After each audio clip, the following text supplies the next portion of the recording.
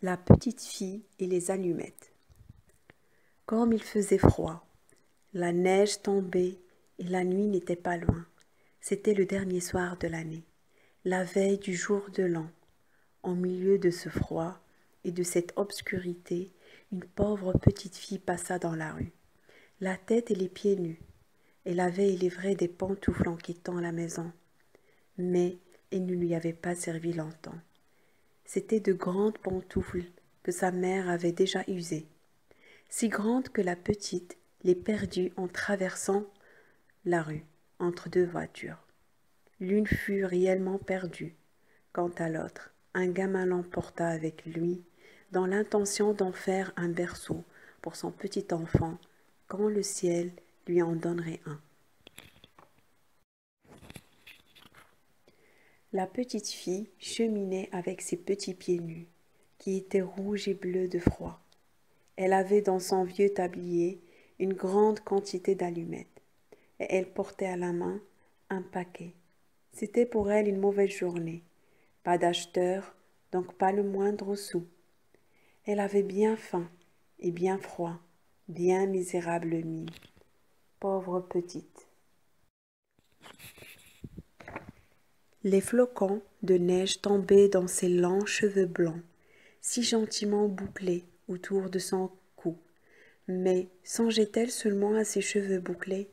Les lumières brillaient aux fenêtres. Le fumet des rôtis s'exhalait dans la rue. C'était la veille du jour de l'an. Voilà à quoi elle songeait. Elle s'assit et s'affaissa sur elle-même dans un coin, entre deux maisons. Le froid la saisit de plus en plus, mais elle n'osait pas retourner chez elle. Elle n'apporterait pas d'argent, que des allumettes. Son père la battrait. Et, en plus, si elle rentre chez elle, elle aura aussi froid.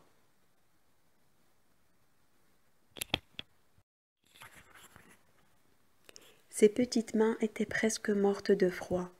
Hélas, qu'une petite allumette leur ferait du bien.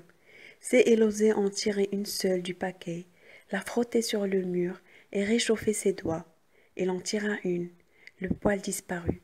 Elle était assise, un petit bout de l'allumette brûlé à la main. Tcha! Comme elle éclata, comme elle brûla, c'était une flamme chaude et claire, comme une petite chandelle.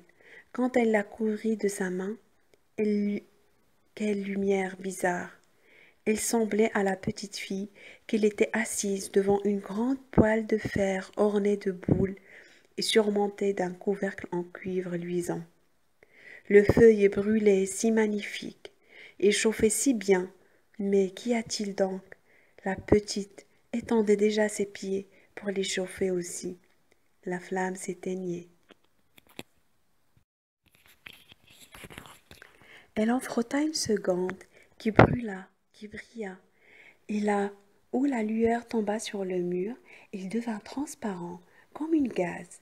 La petite pouvait voir jusqu'à dans une chambre où la table était couverte d'une nappe blanche, éblouissante de fine porcelaine et sur laquelle une noix rôtie, farcie de pruneaux et de pommes, fumait avec un parfum délicieux.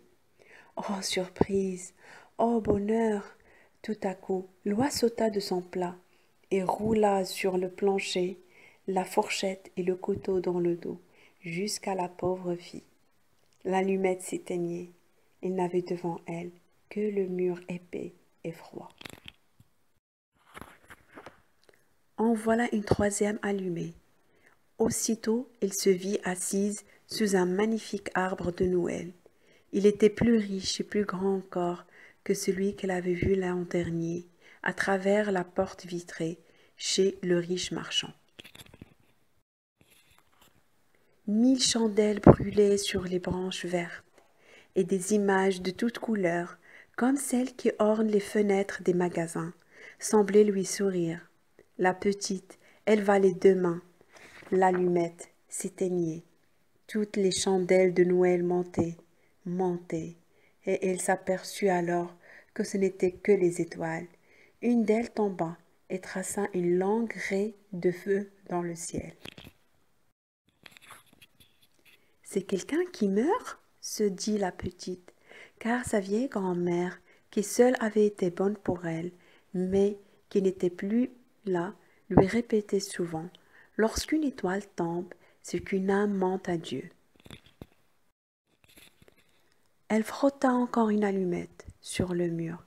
Il se fit une grande lumière au milieu de laquelle était la grand-mère debout avec un air si doux, si radieux.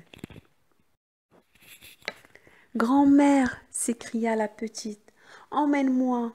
Lorsque l'allumette s'éteindra, je sais que tu n'y seras plus. Tu disparaîtras comme le poêle de fer, comme l'oie rôtie, comme le bel arbre de Noël. Elle frotta promptement le reste du paquet, car elle tenait à garder sa grand-mère, et les allumettes répandirent un éclat plus vif que celui du jour. Jamais la grand-mère n'avait été si grande ni si belle. Elle prit la petite fille sur son bras, et toutes les deux s'envolèrent joyeuses au milieu de ce rayonnement, si haut, qu'il n'y avait plus ni froid ni faim, ni angoisse. Ils étaient chez Dieu. Mais dans le coin entre les deux maisons, était assise, quand vint le froid matinal, la petite fille, les joues toutes rouges, le sourire sur la bouche, morte, morte de froid, le dernier soir de l'année. Le jour de l'an se leva sur le petit cadavre, assis là avec les allumettes, dont un paquet avait été presque tout brûlé. Elle a voulu se chauffer, dit quelqu'un. Tout le monde ignora les belles choses qu'elle avait vues, et au milieu de quelle splendeur elle était entrée avec sa vieille grand-mère dans la nouvelle année.